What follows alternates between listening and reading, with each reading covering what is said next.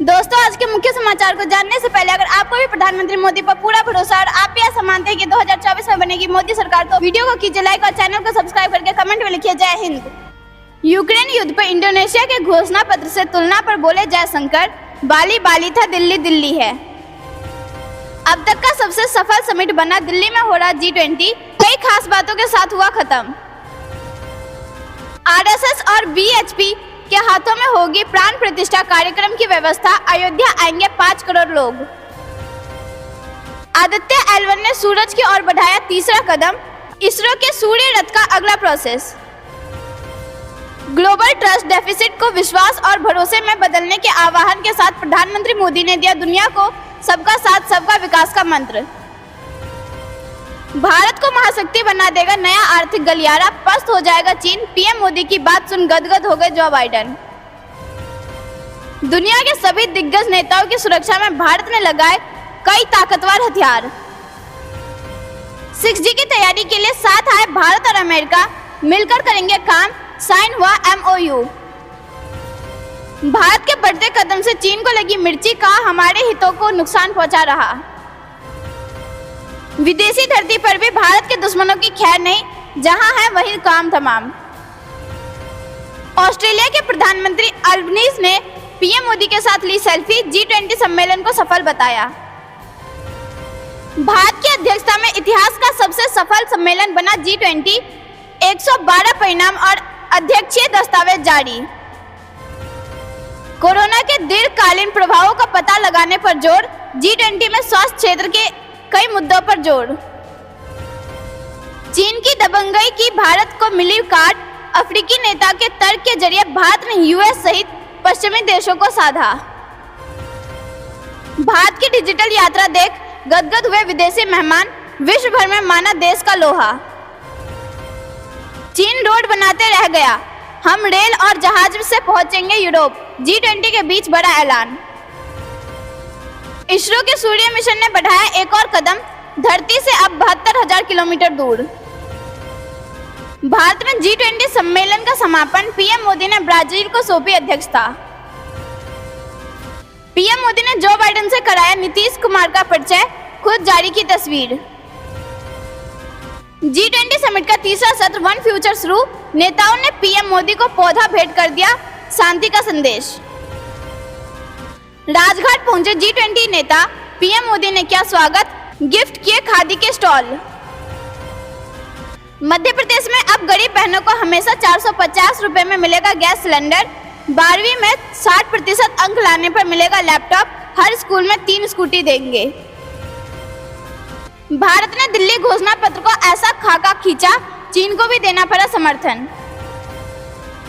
भारत का चीन को बड़ा संदेश, लद्दाख के नियोमा में बनेगा दुनिया का सबसे ऊंचा फाइटर एयरफील्ड। कर्नाटक कांग्रेस में बढ़ रही दरार, वरिष्ठ नेता हरिप्रसाद ने सीएम सिद्धरमैया पर साधा निशाना। चुनाव से पहले शिवराज सरकार का बड़ा ऐलान, मध्य प्रदेश में शुरू होंगी मुख्यमंत्री लाडली बहना आवास योजना। भारत ने एक झटके में चीन पाकिस्तान दोनों का तोड़ दिया घमंड, G20 से पीएम मोदी ने साथ दिए कई निशाने। यूपी समेत 17 राज्यों में आज भारी बारिश का अलर्ट, देश भर में इस सीजन 76 मिलीमीटर कम पानी गिरा, 14 सितंबर के बाद फिर रफ्तार पकड़ेगा मॉनसून। G20 समिट से बड़ी खबर, रूस के विदेश मंत्री का बड़ा बयान, बोले यूक्रेन ने अपने हाथों से अपनी क्षेत्रीय अखंडता को नष्ट किया। G20 समिट में राजनाथ सिंह बोले, पीएम मोदी ने विश्व गुरु के रूप में भारत की शक्ति का किया सफलतापूर्वक प्रदर्शन।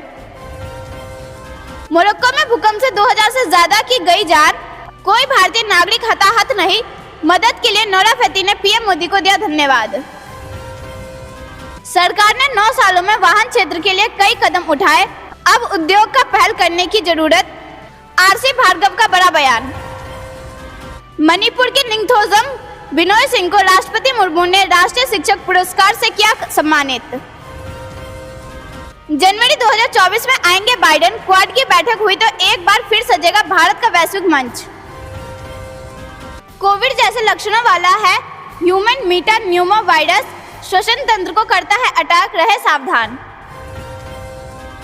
G20 समिट से बड़ी खबर। 200 घंटे की लंबी बातचीत के दावे पर शशि थरूर ने की भारतीय शेरपा की तारीफ, कहा भारतीय के लिए गर्व का पल।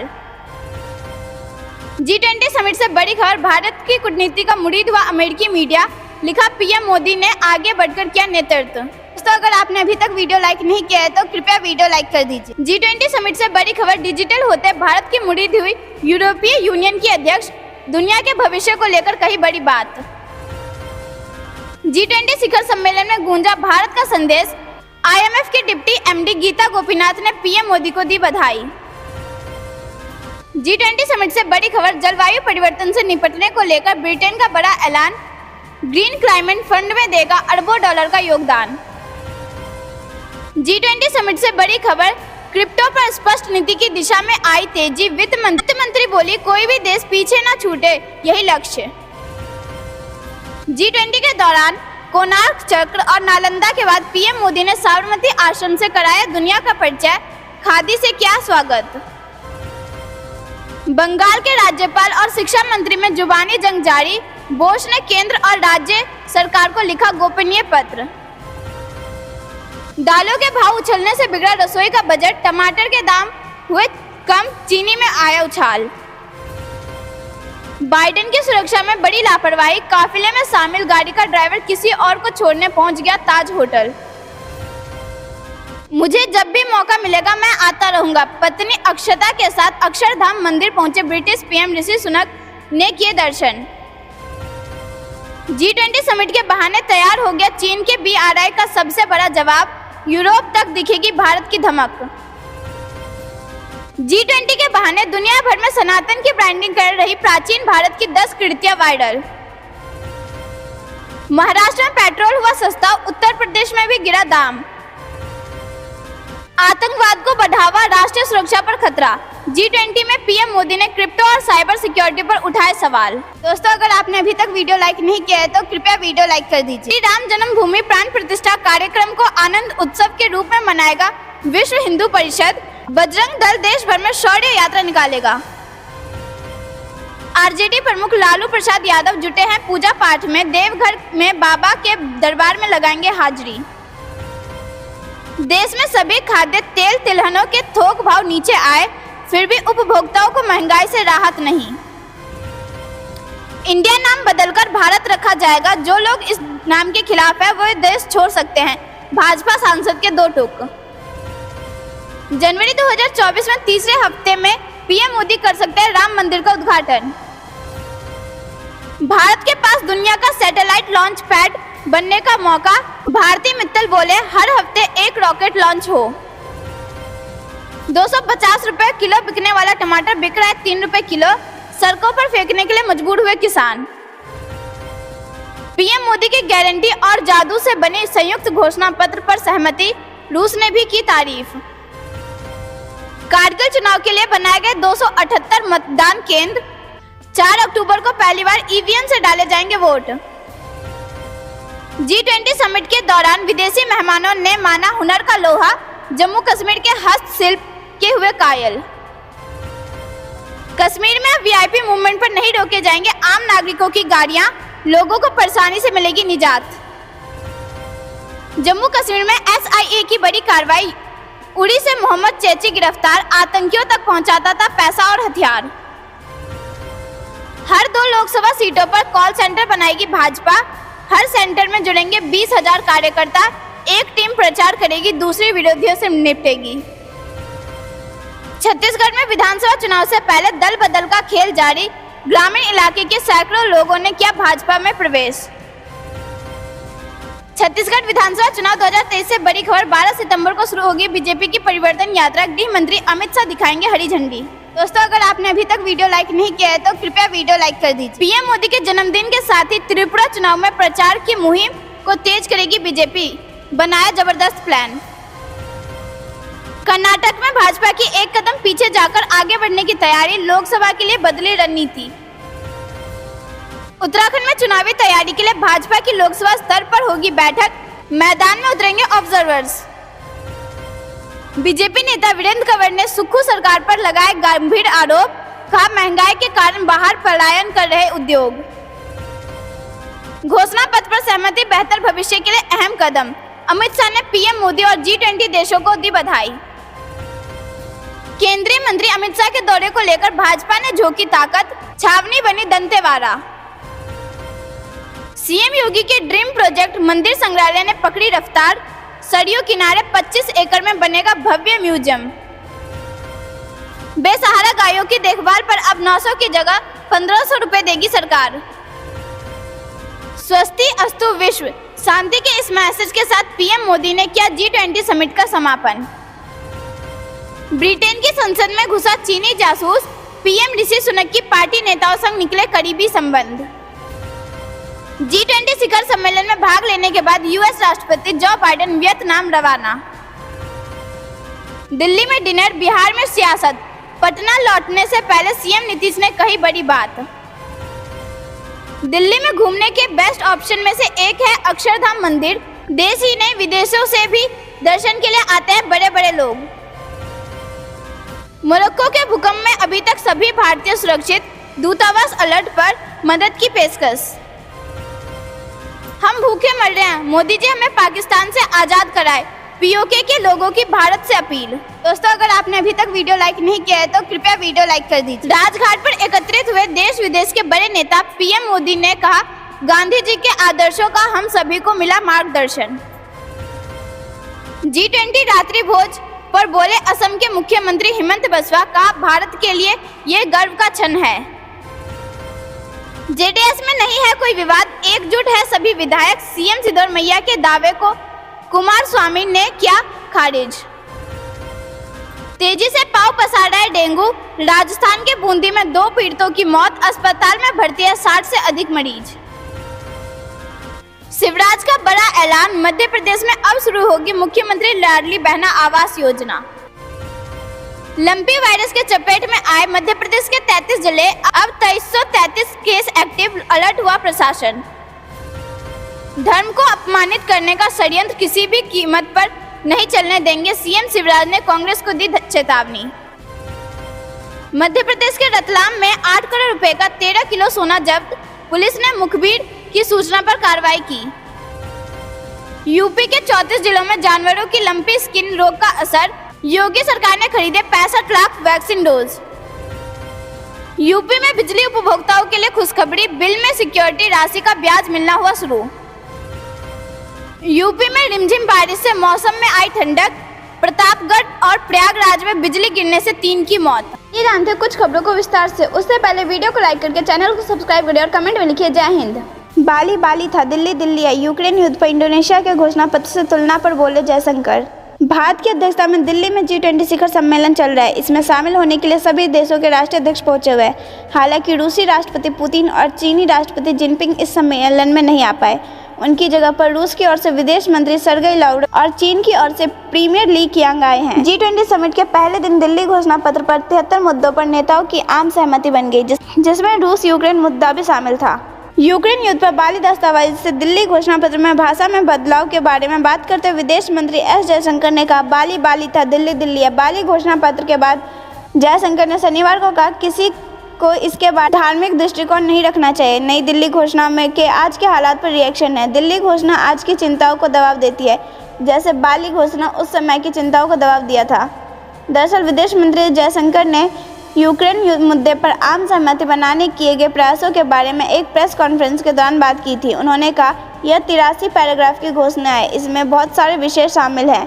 यूक्रेन संकट पर सहमति बनाने में मदद करने वाले देशों के बारे में पूछे जाने पर जयशंकर ने कहा हर कोई आम सहमति बनाने के लिए एक साथ आए, लेकिन उभरते बाजारों ने इस पर विशेष नेतृत्व किया और हमसे कई लोगों के पास एक साथ काम करने का एक मजबूत इतिहास है। रुक करते अगली बड़ी खबर की तरफ। अब तक का सबसे सफल समिट बना दिल्ली में हो रहा G20। पहले दिन हुई बहुत सी खास बातें।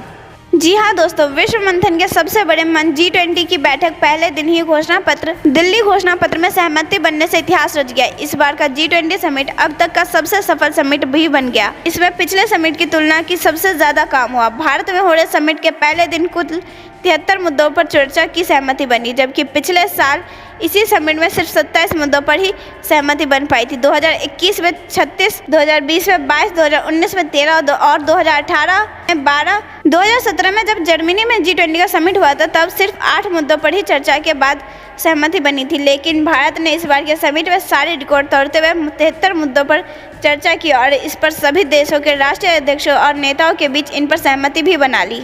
इस बार का G20 समिट इसलिए भी ऐतिहासिक और खास बना क्योंकि अब ये G20 से G21 हो गया। भारत की पैर पर अफ्रीकन यूनियन यानी अफ्रीका देशों का संघ G20 का स्थायी सदस्य बन गया है।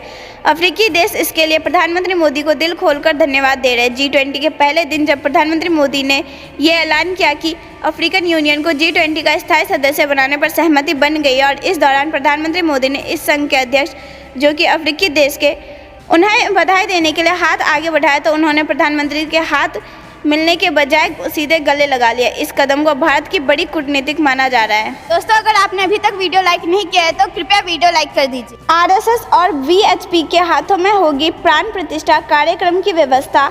अयोध्या आएंगे 5 करोड़ लोग। जी हाँ दोस्तों, अयोध्या में मकर संक्रांति के बाद होने वाली रामलला की प्राण प्रतिष्ठा कार्यक्रम की पूरी व्यवस्था राष्ट्रीय स्वयंसेवक संघ और विश्व हिंदू परिषद के हाथों में होगी। इसके लिए विश्व हिंदू परिषद के शीर्ष पदाधिकारियों की 2 दिवसीय बैठक अयोध्या में आज से होने जा रही है।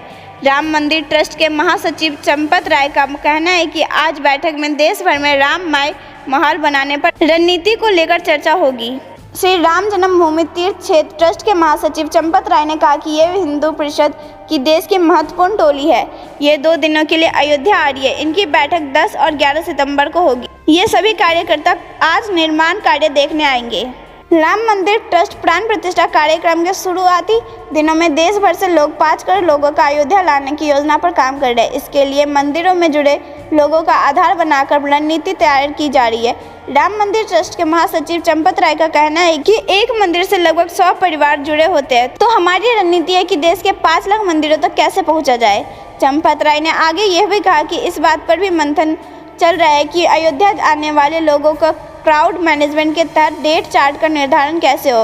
2 दिन तक चलने वाली बैठक में इन सभी बातों पर निर्णय लिए जाएंगे। देश के 2 लाख गांव तक कैसे पहुंचा जा सकता है, यह चिंतन का विषय है। संपूर्ण भारत अयोध्या है तो कैसे इनका मैनेजमेंट होगा, इनका डेट चार्ट क्या होगा, इस पर विचार चल रहा है। यह विचार अभी 2 दिन और चलेगा। तो करते हैं अगली बड़ी खबर की तरफ। ग्लोबल ट्रस्ट डेफिसिट का विश्वास और भरोसे में बदलने का आह्वान के साथ प्रधानमंत्री मोदी ने दुनिया को सबका साथ सबका विकास का मंत्र दिया। जी हाँ दोस्तों, राजधानी नई दिल्ली में शनिवार को प्रधानमंत्री नरेंद्र मोदी ने G20 सम्मेलन की सुबह में आगाज और दोपहर तक शिखर सम्मेलन का पहला सत्र यानी वन अर्थ खत्म हो गया। कार्यक्रम की शुरुआत प्रधानमंत्री ने नमस्कार के साथ की और दुनिया के साथ मिलकर चलने का समय आ गया। उन्होंने मोरक्को में आए भूकंप के कारण मौतों पर संवेदना भी व्यक्त किया और कहा कि भारत इस दुखद घड़ी में मोरक्को के साथ खड़ा है। मोदी ने कहा कि कोरोना महामारी के बाद विश्वास में अभाव का संकट आया, जिस कोरोना को पूरी दुनिया ने मिलकर 8 सितंबर को ही विदेशी मेहमानों का पहुंचने का सिलसिला जारी हो गया था। अमेरिका के राष्ट्रपति जो बाइडेन तो 8 सितंबर को ही प्रधानमंत्री मोदी के साथ द्विपक्षीय वार्ता में भी मुबतला हुए। मेहमानों के स्वागत की शानदार तैयारी हो गई थी। अंतर्राष्ट्रीय मुद्रा कोष की अध्यक्ष तो स्वागत में नाचित बच्चों के साथ खुद भी थिरकने लगी। दुनिया भर की निगाहें अब संयुक्त बयान पर टिकी हुई थी। G20 के शनिवार यानी 9 सितंबर को शुरुआत के दौरान भारत ने अफ्रीकी यूनियन को इसके सदस्य बनाने की वकालत की, तो वहीं दूसरी तरफ भारतीय पक्ष ने रूस यूक्रेन संकट पर गतिरोध को तोड़ने के प्रयास में नेताओं के घोषणा पत्र के लिए G20 सदस्य देशों के बीच एक नया मसौदा सर्कुलेट किया। दोपहर को पीएम मोदी ने सोशल मीडिया एक्स यानी पूर्व ट्विटर पर खुशी की बात है कि घोषणा पत्र पर सहमति बन गई है। उन्होंने कहा कि एक अच्छी खबर है, सभी के सहयोग से नई दिल्ली G20 नेतृत्व के घोषणा पत्र पर सहमति बन गई है। मैं यह घोषणा करना चाहता हूँ कि नई दिल्ली G20 नेताओं के शिखर सम्मेलन में डिक्लेरेशन पर आम सहमति बन गई है। मैं घोषणा करता हूँ कि इसका स्वीकार कर लिया गया है। घोषणा पत्र मजबूत, टिकाऊ, संतुलित और समावेशी विकास SDG पर प्रगति में तेजी लाना, सतत भविष्य के लिए हरित विकास समझौता, 21वीं सदी के लिए बहुपक्षीय संस्थान, बहुपक्षवाद को पुनर्जीवित करने पर केंद्रित है। दरअसल रूस और चीन के विरोध की वजह से डिक्लेरेशन पर आम सहमति नहीं बन पा रही थी। दोस्तों, अगर आपने अभी तक वीडियो लाइक नहीं किया है तो कृपया वीडियो लाइक कर दीजिए। भारत को महाशक्ति बना देगा नया आर्थिक गलियारा। गलियारा, पस्त हो जाएगा चीन। पीएम मोदी की बात सुन गदगद हो गए जो बाइडेन। जी हाँ दोस्तों, नए आर्थिक गलियारे को कई लोग चीन की बेल्ट एंड रोड इनिशिएटिव के विकल्प के रूप में देखते हैं। इसके गलियारे के घोषणा पत्र अमेरिका, भारत, सऊदी अरब, संयुक्त अरब अमीरात, फ्रांस, जर्मनी, इटली और यूरोपीय संघ के नेताओं ने G20 शिखर सम्मेलन से इतर संयुक्त रूप से की। देशों ने भारत, पश्चिमी एशिया, यूरोप आर्थिक गलियारे के निर्माण के लिए समझौता ज्ञापन पर हस्ताक्षर किए, जिसमें एशिया, अरब की खाड़ी और यूरोप के बीच बढ़ी हुई कनेक्टिविटी और आर्थिक एकीकरण के माध्यम से आर्थिक विकास प्रोत्साहित होने की उम्मीद है। अमेरिकी राष्ट्रपति जो बाइडेन ने कहा कि उन्हें यह घोषणा करते हुए गर्व हो रहा है कि वे नए भारत, पश्चिमी एशिया, यूरोप आर्थिक गलियारे के लिए एक ऐतिहासिक समझौते को अंतिम रूप देने में सफल हुए।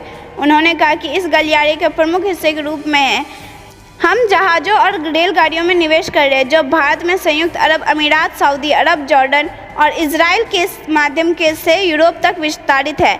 इससे व्यापार करना बहुत आसान हो जाएगा। मैं प्रायोजकों और विशेष रूप से प्रधानमंत्री मोदी और सऊदी युवराज यानी कि मोहम्मद बिन सलमान को धन्यवाद देना चाहता हूं।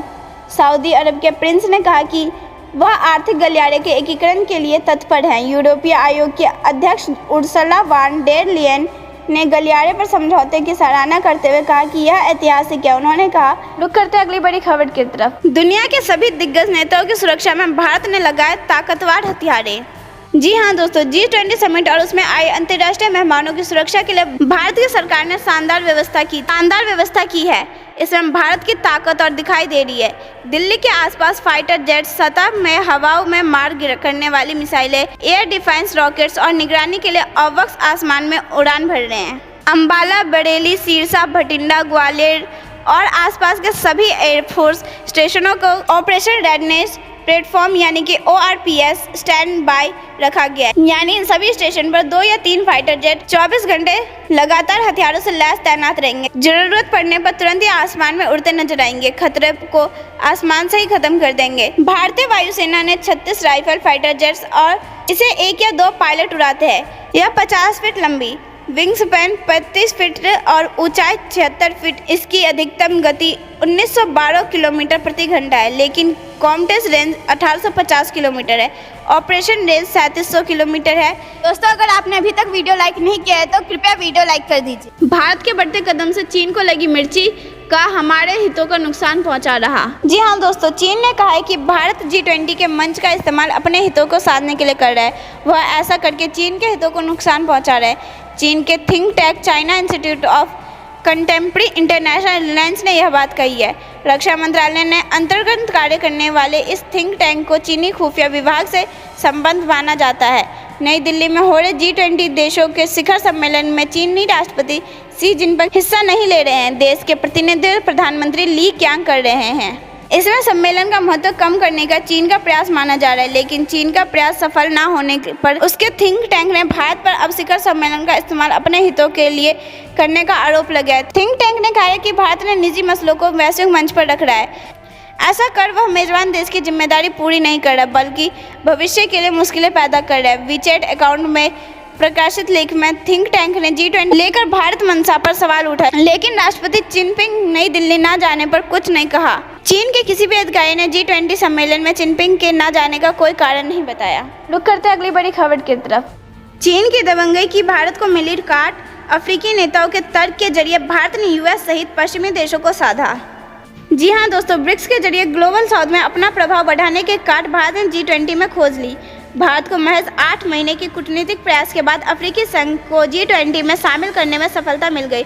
चीन और रूस भले ही इसका श्रेय लेने की कोशिश कर रहे हैं, मगर भारत ने अफ्रीकी महाद्वीप के साधने को मुहिम भारत अफ्रीका फोरम शिखर सम्मेलन के जरिए साल 2015 में ही शुरू कर दी थी। G20 शिखर सम्मेलन में चीन और रूस के राष्ट्रपतियों की अनुपस्थिति के बीच यह भारत की बड़ी कूटनीतिक सफलता है। सरकारी सूत्रों ने कहा कि भारत की अफ्रीका आउटरीच पहले करीब 8 साल पुरानी है, मगर अफ्रीकन यूनियन को G20 में शामिल करने की मुहिम महज 8 महीने पहले इस साल जनवरी में Voice of the Global South शिखर सम्मेलन में शुरू कर दी गई थी। इस साल जून में पीएम मोदी ने G20 सदस्य देशों के पत्र लिखकर इस आशय की मजबूती से मांगी थी। मोदी सरकार के कार्यकाल में अफ्रीकी देशों में से संबंध बेहतर करने के पहल महज इस फोरम तक सीमित ही नहीं रही। बीते 8 साल में खुद पीएम मोदी ने 10 अफ्रीकी देशों का दौरा किया।